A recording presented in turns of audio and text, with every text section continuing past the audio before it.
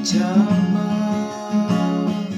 gukomera kwanjye ugashingira kuri wowe Yesu, icyo mperekeje amaboko umbere umujyanama umbere urufatiro muri byose, nzajya mu bwiza njya mu bundi burushaho kuba bwiza kuko Uwiteka umbereye ubuhungiro,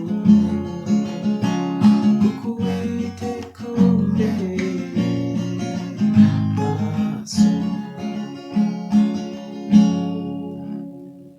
Twongeye kubasuhuza inshuti zacu mubana natwe, nejejwe n'Imana mu mutima kongera kubana namwe cyangwa se nawe udukurikiye, ko twongeye kubona akanya keza ko gusangira ijambo ry'Imana, ko kuganira ku by'uru rugendo twatangiye rugana mu ijuru. Rero reka dutangire dusenga kugira ngo turagize Imana gahunda yose, hanyuma Imana ibane natwe, ibyo yagambiriye ko bikorwa, ibyo yagambiriye ko twakira, ibyo yagambiriye ko twakira byose tubyakire mu izina rya Yesu. Mana turagushimiye, turaguhimbaje, tugushimiye kuri Imana yacu, tugushimiye ko wabanye natwe uyu munsi, twongeye kubona akanya ko kuvuga gukomera kwawe, kuvuga izina ryawe. Reka ubane natwe Mwami Imana yacu, ari abadukurikiye, ari natwe Mwami Imana ishobora byose, unyemerere ijambo ryawe, Umwuka Wera akomeze kugenda arivomerera kandi rikora icyo ritumye, twese tugabanire imbere kandi twunguke mu izina rya Yesu Kristo. Dusenze twizeye ko Umwami uri kumwe natwe kandi ko icyo bagambiriye gikora mu mitima yacu mu izina rya Yesu. Amen. Imana ishimwe, tunejejwe n'Imana ko twongeye kubana, guhura mu buryo bw'ikoranabuhanga dusangira ijambo ry'Imana yashyize ku mitima yacu. Twatangiye n'indirimbo ivuga ngo icyampa gukomera kwanjye ugashingira kuri wowe. Wowe twavugaga ni Yesu, kuko mu ndirimbo biranasobanurwa, icyampa gukomera kwanjye ugashingira kuri wowe Yesu. Icyampa gukomera kwacu ari njyewe nawe udukurikiye ugashingira kuri Kristo, ugashingira kuri Yesu. Icyo twerekejeho amaboko, Kristo akatubera umujyanama, akadufasha muri byose, akatubera urufatiro muri byose, byatuma tuba mu bwiza tujya mu bundi kurushaho. Imana rero ishimwe kubw'uko idukunda cyane ihebuje, birenze uko twanabitekereza.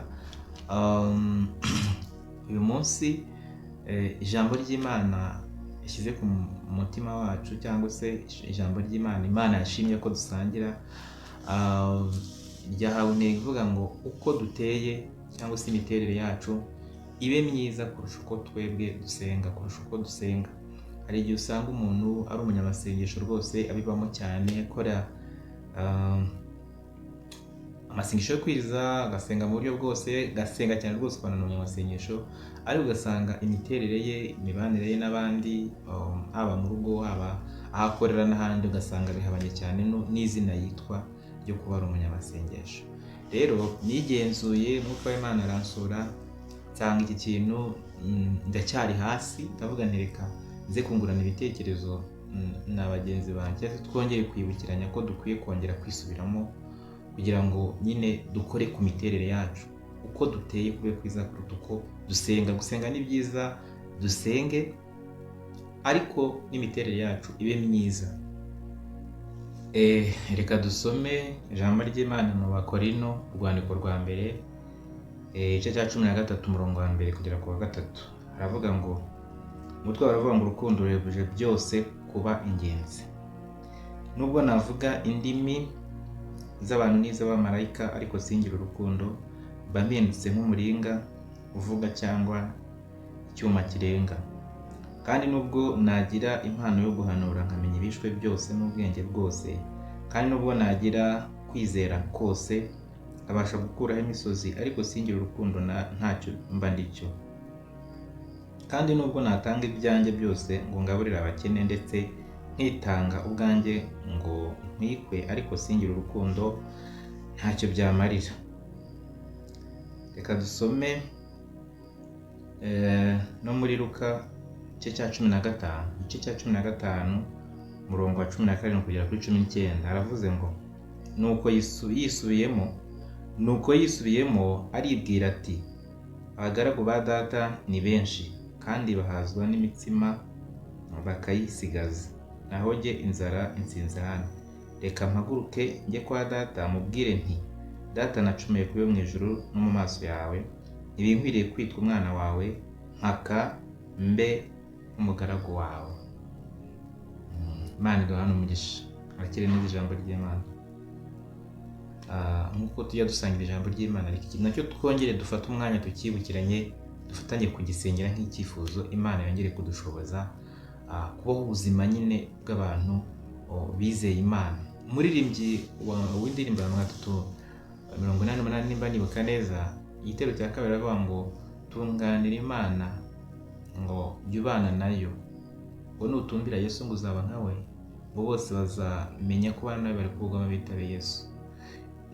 Ibi birimo kuvuga ngo nuramuka ugize imiterere myiza iri hejuru cyane kuruta uko usenga, kuruta amasengesho ukora, bizatuma abantu babona ko imibereho yawe koko yahinduwe na Kristo, babone ko uri umukristo wa nyawe, bituma abantu bifuza kuba nkawe, bituma abantu bizera Imana. Pawulo yandikira Abakorinto aho twasomye yaravuze ngo nubwo navuga indimi z'abantu n'iz'abamarayika, ngo ariko singire urukundo ngo ntacyo byamarira. Avuga uburyo ngo niyo yagera Imana yo guhanura akamenya ibishwe byose n'ubwenge, aravuga ngo nubwo yatanga ibyo afite byose ngo akabifashisha abakene, ndetse nubwo yakwitanga ngo atwikwe, ariko nta rukundo nta kamaro. Inshuti zanjye rero, imiterere ndi kuvuga aha ngaha ubundi urebye muri makeya ni ukugira urukundo, kuko ufite urukundo wabana n'abantu neza, ufite urukundo wakorera Imana mu buryo butandukanye, ufite urukundo ntabwo wakora ibyaha. Imana rero dufashe twongere twisubiremo, turebe ese kuko duteye ni kwiza kuruta uko dusenga, cyangwa dusenga cyane kurusha uko duteye. Buriya ntabwo abatizera Imana cyangwa se abatazi Imana ntabwo wakorwaho cyane n'amasengesho dusenga, n'indirimbo turirimba, ubuhanga dufite mu kuririmba, ijambo ry'Imana tuvuga uko ringana n'iryo dusoma, ahubwo ikintu gikora ku mitima yabo bakumva nabo bakwiye kwizera Kristo n'ubuzima babona tubayemo. Ese kuko twe twakijijwe, twe tuvuga Imana, kuko ubuzima tubayemo buragaragaza kuko twayizeye? Yewe nigenzuye nsanga rwose ndacyari hasi, numva ngize kwifuza ko Imana yangenderera ikamfasha, hamwe n'ubushake mfite, hamwe no gufatanya namwe abankurikiye namwe mwizeye Kristo, tukongera kwisubiramo tugashaka uburyo bwose twakwegera Imana, tugashaka uburyo bwose uko duteye imibereho yacu dushyiramo urukundo, twakira urukundo rw'Imana cyane, tukagira gukundana, tukagira gukunda n'abataramenya Imana, tugakora imirimo nyine ituma abantu bataramenya Imana bayizera, ituma abantu bataramenya Imana bayibona muri twebwe. Imana iduhane umugisha. Ntabwo nenda kuvuga ibintu byinshi, reka nse mugana ku musozo, ariko icyo nari ngambiriye kubona ngo uko duteye imibereho yacu ibe myiza kuruta amasengesho dukora, ibe myiza kuruta indirimbo turirimba, ibe myiza kuruta ijambo ry'Imana tuvuga ubwinshi bwaryo. Ni byiza gusenga, ni byiza kuririmba, ni byiza kuvuga ijambo ry'Imana, ndanabikunda, ariko mu by'ukuri binavuga ubutumwa, ariko cyane kivuga ubutumwa ni iki ngiki ndi kuvuga, ni imibereho yacu, ni imibereho yacu muri sosiyete, mu rugo aho turi, ndetse n'iyo turi twenyine. Rero Imana idufashe, uko nteye hahandi ndi jyenyine nta muntu turi kumwe, uko nteye ndi mu bantu abo dukorana hanze aha ngaha, ndi kugendagenda mu rugo, abo tubana, abo tuziranye, aho ariho hose, ku magurupe mbaho n'ibindi byose ngenda nkora bimpuza n'abandi, uko ngaragara bibe byiza cyane kuruta umubare w'iminsi nsenga, cyangwa se amasengesho nsenga, cyangwa se indirimbo ndirimba n'ibindi bitandukanye. Akenshi twe tujye twibwira ko ari byo bigaragaza ko umuntu ari umukristo. Imana iturengere, nduva tugiye gusengana hamwe, dufatanye dusenge twinginga Imana idufashe pe, kuko iki kintu twarakibuze. Gituma nyine izina ry'Imana uburyo ryakundwaga n'uburyo abantu bumvaga umukristo cyangwa umurokore bisa nk'ibitaye agaciro, kubera yuko nyine twabikesheje agaciro, kuko urukundo abantu bakundanaga mbere, abakristo bakundanaga, ubona ko rwarakonje pe. Ijambo ry'Imana ryatubwiye ngo nubwo nagira urukundo, nubwo navuga indimi z'abantu n'iz'abamarayika, nubwo nakwitanga mu nkwikwe, nubwo nagira impano yo guhanura no guhishurirwa ibishwe byose n'ubwenge bwose, ariko singira urukundo nta kintu biba bimaze.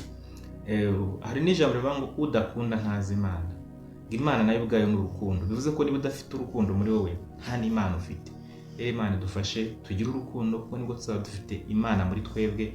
Uzatubonamo urukundo, ako kanya zihita tubonamo Imana, bitume ayizera.